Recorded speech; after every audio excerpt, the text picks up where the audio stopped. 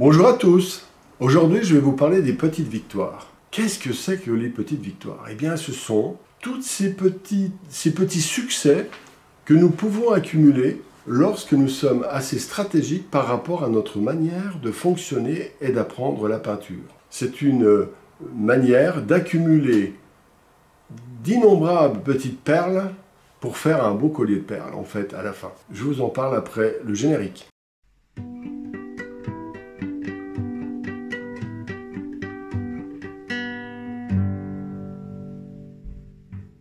Qu'est-ce que c'est donc les petites victoires? Eh bien, c'est la résolution une à une de nombreux problèmes qui nous empêchaient d'accomplir un travail artistique. Par exemple, vous vouliez rendre une belle transparence à vos tableaux, eh bien, vous n'y arriviez pas. Et puis un jour, quelqu'un va vous donner une information, vous allez la chercher, qui va vous expliquer comment fonctionne tel ou tel médium, qui va vous permettre de faire un beau glacis, et vous avez trouvé la solution pour un tout petit détail.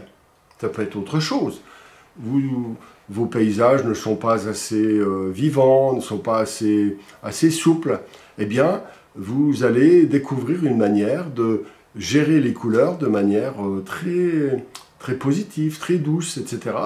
et qui donne une ambiance mystérieuse, et parfois ça peut être dû à une découverte accidentelle. Eh bien, c'est aussi une autre petite victoire. Et vous comprenez bien que si on fait le tour du dessin, de la peinture, de la couleur, des matières, etc., il y a des dizaines de milliers de terrains sur lesquels vous pouvez acquérir des petites victoires. Alors, la première règle de la petite victoire, c'est d'observer les choses qui ne vont pas, de les laisser digérer, de les rentrer. Il ne faut pas toujours donner une réponse immédiate au problème. Déjà, mangez-le, le problème. Rentrez-le à l'intérieur de vous, observez-le, laissez-lui de l'espace, essayez de comprendre en quoi ça vous pose problème, et puis progressivement, vous rassemblez des informations qui vont le cerner, le comprendre, éventuellement le disséquer. Il est souvent important d'isoler les problèmes, parce que lorsqu'ils sont pris, et c'est là le problème numéro 1, c'est que souvent, il y a trop d'arbres et on ne peut plus voir la forêt. Et si vous voulez, en étant trop généraliste tout le temps, on est confronté à des aspects que l'on a compris, d'autres que nous avons moyennement compris et d'autres qu'on n'a pas compris. On mélange tout ça, on fait une soupe, et en fait on se retrouve toujours avec des choses pas nettes. Comprenez? C'est ça la difficulté. La difficulté, c'est de régulariser complètement pour que la chose que vous allez comprendre, la petite victoire, vous donne une information précise sur le très long terme et définitive. Précise et définitive. Donc, il faut apprendre à disséquer les problèmes pour leur trouver des solutions. Voilà, donc vous avez compris, petit territoire, voilà, et résolution. Et la résolution, c'est la petite victoire. Et l'accumulation des petites victoires permet d'atteindre un niveau élevé, avec un danger dont je vous parlerai après. Alors, quels sont les effets positifs des petites victoires? Eh bien, ça va vous donner confiance, parce que vous vous rendrez compte que par vous-même, vous arrivez à résoudre des petits détails, des petits problèmes, et même s'il y en a d'autres, plein, qui sont encore à résoudre, vous dites, vous comprenez le cheminement qui vous amènera à résoudre l'ensemble de ces problèmes.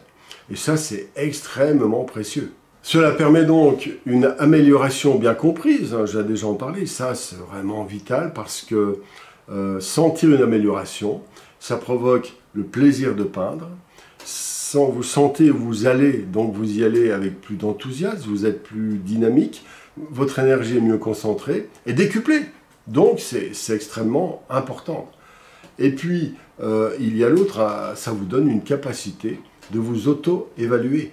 Parce que de petite victoire en petite victoire, vous pouvez sentir parfois sur des éléments très précis que vous êtes bloqué. Par exemple, il y a des personnes que je connais qui ont une peur terrible du vert, par exemple. Mais ils s'en sont rendus compte qu'en peignant. Ils ne s'en rendaient pas compte, il y avait une espèce d'angoisse sous-jacente. Et en peignant, ils se sont rendus compte que le verre leur faisait peur. Et puis ils se sont dit, bon là c'est des peurs liées à la naissance par exemple, ou à des conditionnements de jeunesse, ou je ne sais quelle stupidité, ou une peur, une chute dans l'herbe, ou je ne sais pas, bref. Il peut y avoir plein d'éléments déterminants, mais qui jouent beaucoup sur le côté confus dans lequel nous sommes quand nous apprenons quelque chose. Donc, l'exemple de cette peur du verre, ben, il a pu non seulement la cerner, la résoudre partiellement, pas complètement, et en même temps s'en amuser en se rendant compte, en le connectant à quelque chose, mais quand on est conscient de la source d'un problème, eh ben, le problème est largement résolu. Donc c'est ça qui est incroyablement précieux, c'est que ça donne des éléments qui sont autant de points de repère pour nous identifier, bien comprendre ce que l'on est, ce qui ne va pas, etc. D'accord ? Parce que quand on sait comment s'auto-évaluer, eh bien, ça permet de développer des stratégies sur le moyen et le long terme. Cela diminue aussi considérablement l'angoisse de rater.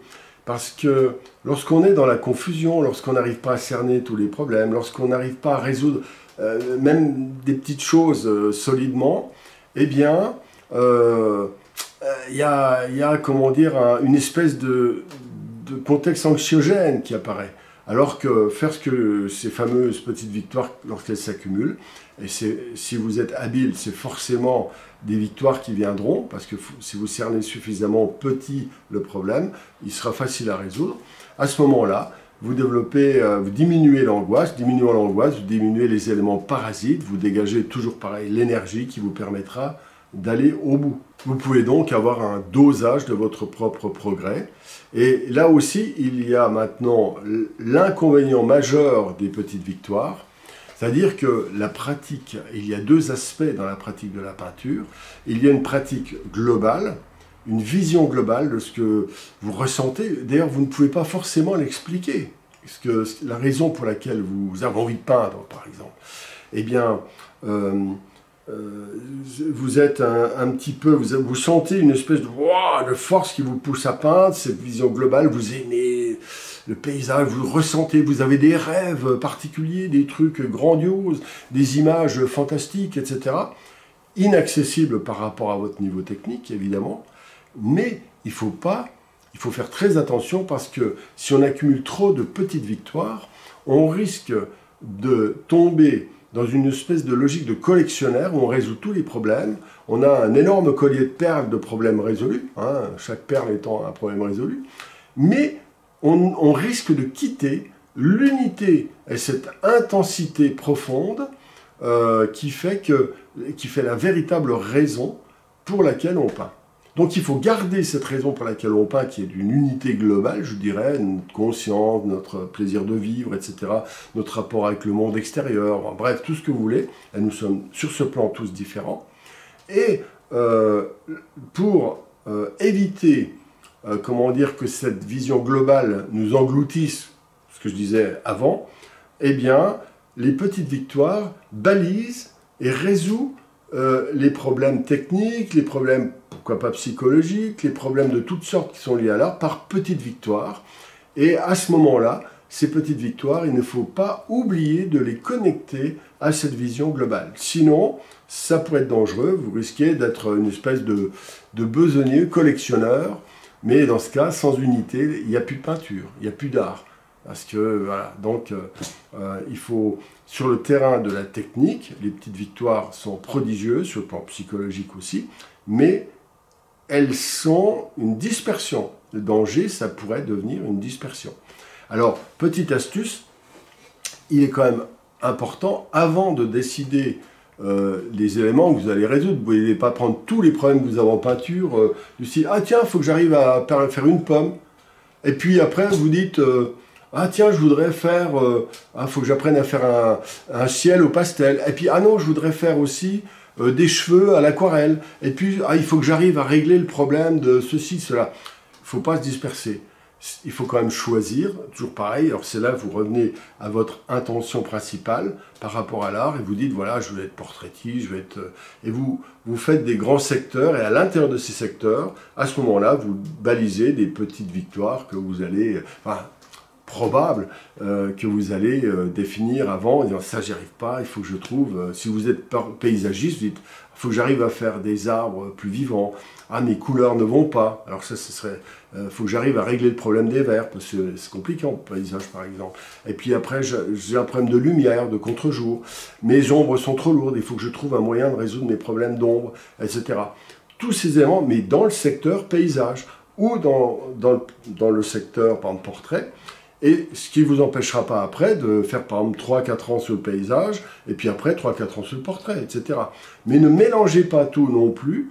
C'est là où je veux dire le rapport entre l'unité dont je parlais et la multiplicité des petites victoires qui vont vous permettre d'atteindre cette unité. Voilà, donc je ne sais pas si j'étais clair, mais pour moi c'est un des trucs les plus importants. N'hésitez pas à m'en parler dans les commentaires. Levez le pouce bleu et puis abonnez-vous si vous voulez soutenir cette chaîne. Il y a même des moyens en dessous, vous pouvez... Bien, eh bien je vous souhaite une bonne pratique, d'aller de petite victoire en petite victoire jusqu'à une merveilleuse unité de votre propre pratique.